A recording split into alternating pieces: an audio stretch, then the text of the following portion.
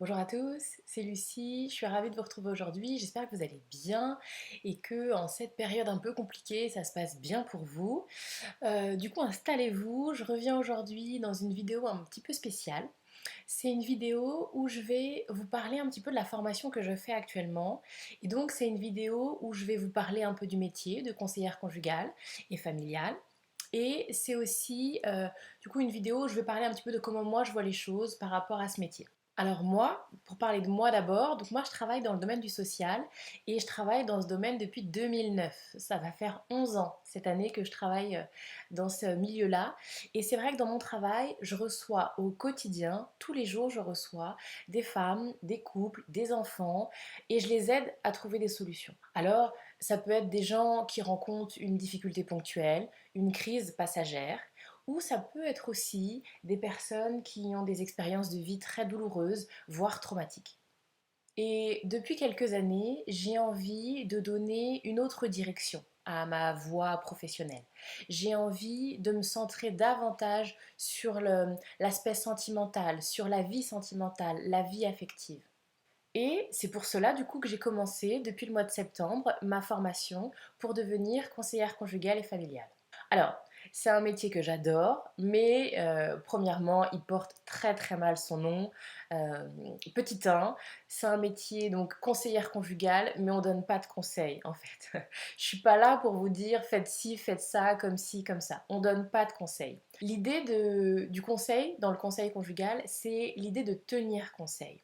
Un peu, vous voyez, comme des Indiens là dans un tipi où on est là autour du feu. Bon, peut-être pas le feu dans le tipi. Bon, à l'extérieur, devant le tipi, on est là autour du feu et il y a deux personnes face à face ou un groupe qui s'exprime et il y a quelqu'un qui est au milieu et qui tient conseil. Voilà, c'est la personne qui va euh, mettre en place les choses pour permettre le dialogue et la communication. C'est un petit peu ça, tenir conseil. Et petit 2, donc c'est conseil conjugal et familial, mais le conjugal, il est très restreint, puisqu'on ne s'adresse bien évidemment pas qu'au couple, c'est beaucoup plus large. L'idée, pour moi, c'est un peu comme une experte dans la relation aux autres, la relation à soi. Vous voyez, c'est beaucoup plus large que ça. Et si on fait un focus sur les relations affectives, par exemple, on peut très bien s'adresser en tant que conseillère conjugale aux personnes célibataires, aux femmes qui sont célibataires et que ça angoisse, qui ont l'impression de ne jamais faire les bonnes rencontres, ou les femmes qui attendent d'être en couple pour avoir enfin la vie dont elles ont envie. Et donc une conseillère conjugale, c'est avant tout quelqu'un qui va recevoir vos émotions, qui va accueillir la peur, la tristesse ou la colère, qui va vous aider à mettre des mots sur vos ressentis. Souvent, ça bouillonne. Vous arrivez à gérer pendant un temps, ça monte, et puis vous avez mis en place, vous individuellement ou dans votre couple, vous avez mis en place vos propres stratégies pour s'auto-calmer. Vous voyez? Ou alors vous enfouissez, vous tassez en vous, ou au contraire, vous accumulez, vous accumulez, vous accumulez, et de temps en temps, ça explose. Et à un moment, ça tient plus. À un moment, ça tient plus du tout. Les stratégies, ça ne marche plus. Et là, il y a besoin d'un soutien. Il y a besoin de venir déposer ce qui vous ronge de l'intérieur, ce qui est là, latent depuis des années. À un moment, il y a besoin de le sortir. Et le fait d'aller voir quelqu'un et de le déposer, ça permet de le sortir de soi, voyez, de le regarder, alors qu'est-ce que c'est en fait, et de l'évacuer un petit peu. Ça, c'est la première étape.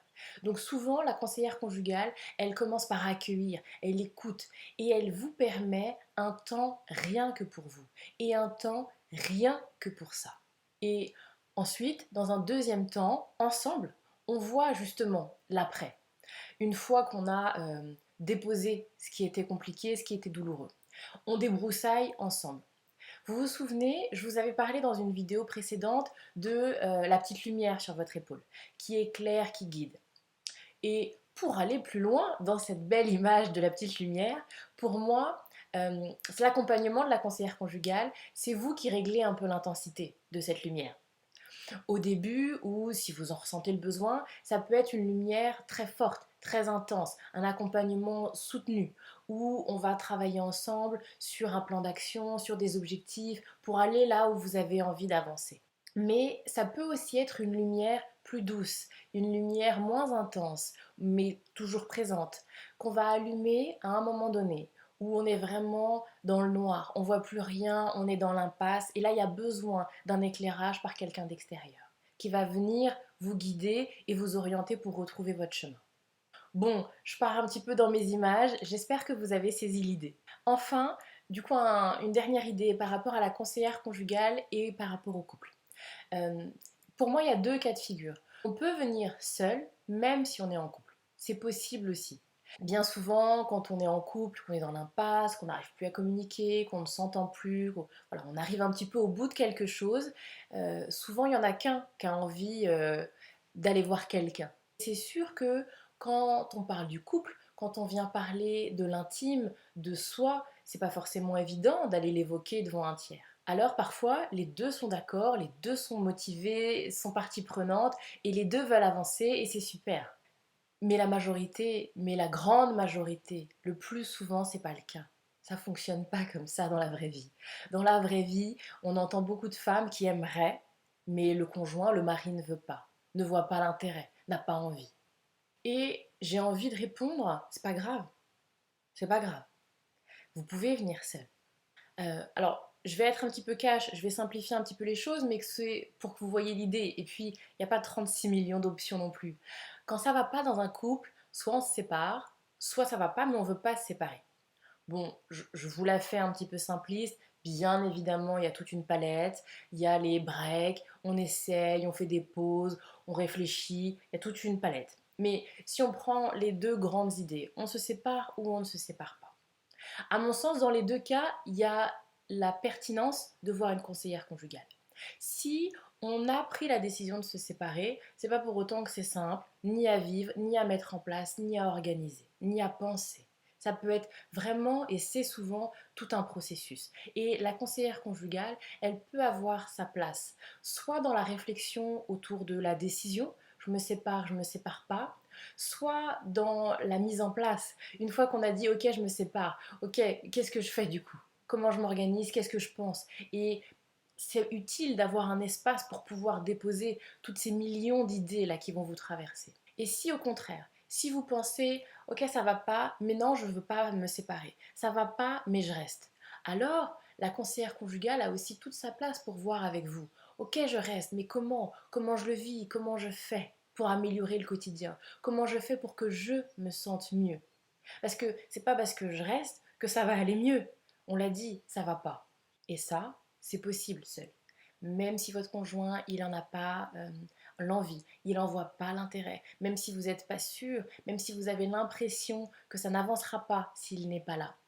Pour que vous vous sentiez mieux, ça passe par vous, et par vous uniquement. Voilà, j'espère que cette vidéo vous aura donné un petit peu quelques idées par rapport à ce qu'est ce métier de conseillère conjugale dont on ne parle pas beaucoup. N'hésitez pas, si vous avez des questions, des choses qui n'ont pas été très claires, des choses que vous avez besoin d'approfondir, n'hésitez pas à m'envoyer un petit message ou en commentaire. Ce sera avec plaisir que j'y répondrai. Et pour finir, j'ai une annonce à vous faire. Je suis ravie de vous annoncer que je vais ouvrir quelques places pour un accompagnement en ligne. Donc voilà, c'est un projet que j'ai depuis longtemps, que ça fait longtemps que je travaille dessus et je suis ravie que ça voit enfin le jour. Donc c'est juste quelques places pour un accompagnement complètement en ligne. Ça commencera au mois d'avril, c'est à destination des femmes et je vous en dirai un petit peu plus dans la vidéo de la semaine prochaine où je vais un petit peu plus détailler en quoi ça consiste, un petit peu quelle est mon approche, qu'est-ce que je peux proposer. Si vous avez déjà des questions, voilà, ou des avis, des remarques, n'hésitez pas à m'en faire part et je vous retrouve bien vite pour la prochaine vidéo la semaine prochaine. Prenez soin de vous et à bientôt.